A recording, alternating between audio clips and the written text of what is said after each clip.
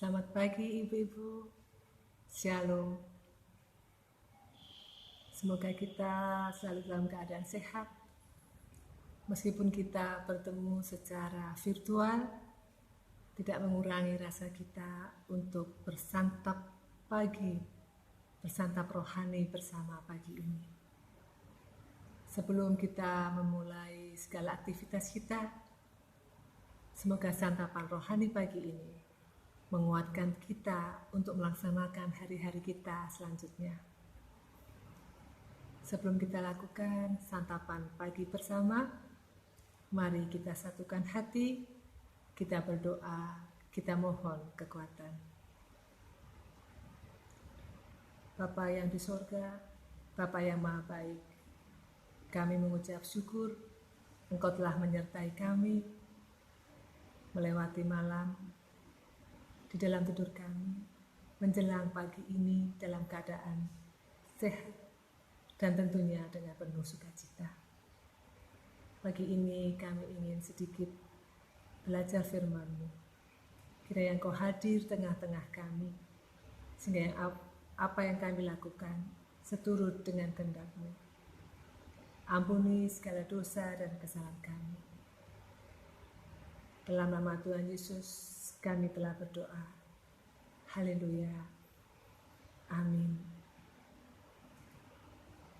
Ibu-ibu yang terkasih, pagi ini saya akan mengajak kita semua untuk belajar dari Mazmur 62 ayat 1 sampai dengan 13. Tetapi yang akan kita baca bersama ayat natsnya, yaitu ayat yang ke-6, yang demikian firman-Nya. Hanya pada Allah saja kiranya aku tenang, sebab daripadanya lah harapanku. Izinkan judul yang akan saya pakai adalah Hidup dalam Ketenangan. Ibu-ibu yang terkasih, hari ini adalah hari kedua di bulan kedua di tahun 2021. Masih belum jauh dengan tahun baru. Tahun yang kita mulai dengan sesuatu yang berbeda.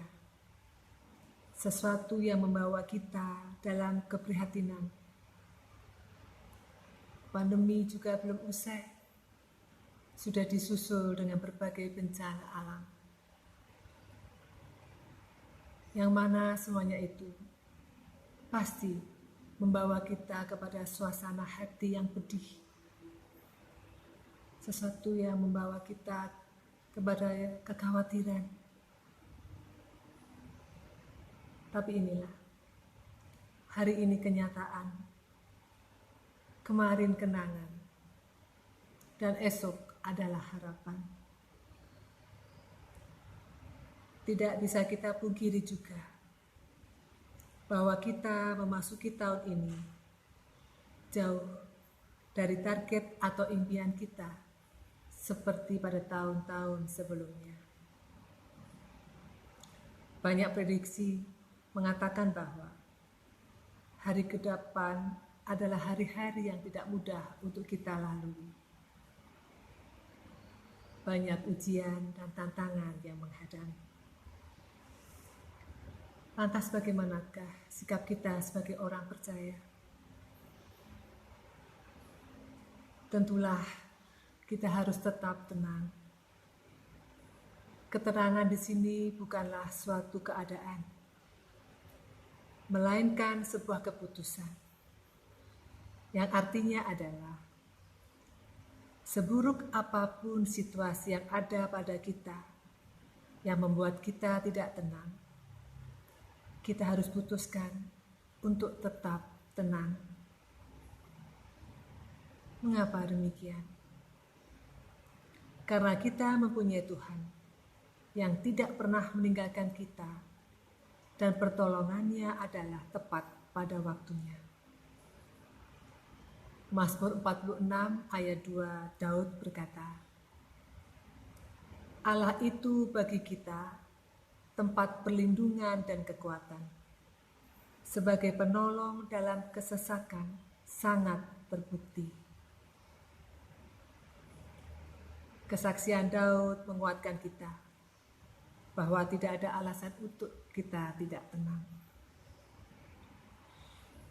Hari ini dunia sudah semakin kehilangan ketenangan. Orang-orang kaya pada gelisah memikirkan bagaimana menyimpan harta dan uangnya secara aman. Sedangkan orang-orang miskin juga khawatir bagaimana mereka akan menghidupi dirinya sendiri keesokan harinya atau untuk hari-hari ke depannya. Masalah, ujian dan tantangan yang semakin berat hendaknya semakin mendorong kita untuk hidup melekat pada Tuhan, sehingga kita mampu tetap memandang setiap permasalahan dengan kacamata iman.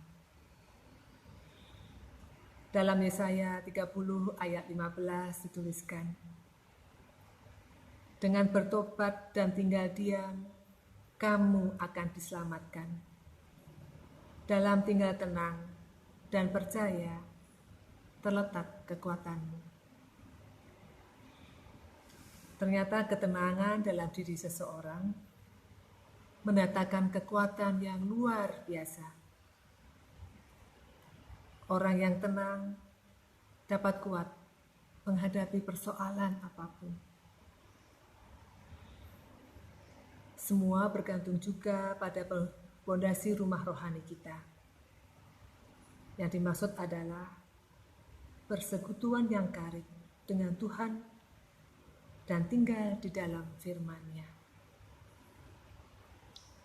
Dengan mengandalkan kekuatan sendiri, kita tidak akan mampu bertahan menghadapi goncangan dunia. Menyadari bahwa masalah dialami oleh semua orang, maka kita harus lebih kuat dan tabah menghadapinya, karena ada Tuhan di pihak kita. 1 Petrus 4 ayat 7b, karena itu kuasailah dirimu dan jadilah tenang, supaya kamu dapat berdoa. Berdoa pun memerlukan suatu ketenangan. Sebab dikatakan juga pada Mazmur 62 ayat 2, hanya dekat Allah saja aku tenang, daripadanya lah keselamatanku. Ibu-ibu yang terkasih, Tuhan tidak pernah menjanjikan hidup ini tanpa masalah. Tetapi yang Ia janjikan adalah kekuatan, penyertaan, perlindungan, pemeliharaan, dan jalan keluar dari masalah yang kita alami. Waktu Tuhan jauh lebih baik dari waktu kita. Waktu yang tidak pernah kita bisa selami, dengan jalan yang tidak pernah bisa kita pelajari.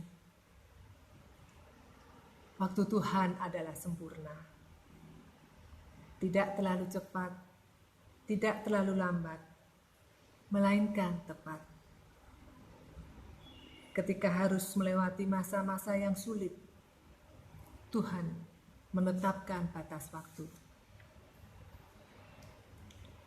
Oleh sebab itu, ibu-ibu yang terkasih, kita harus tetap semangat, terus berjuang menghadapi masa-masa sulit ini. Dan kita yakin Tuhan senantiasa menyayangi kita, menuntun kita, menyertai kita. Selamat melanjutkan aktivitas dengan senyuman dan harapan.